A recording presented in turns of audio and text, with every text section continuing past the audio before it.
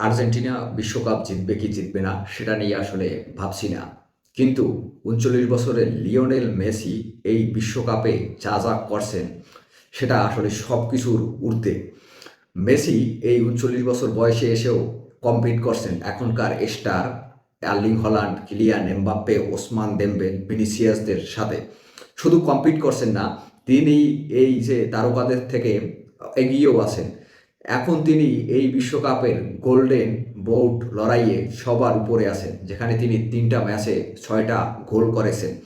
বিশ্বকাপে তিনি শুধু একটা ম্যাচেই ৯০ মিনিট খেলেছেন।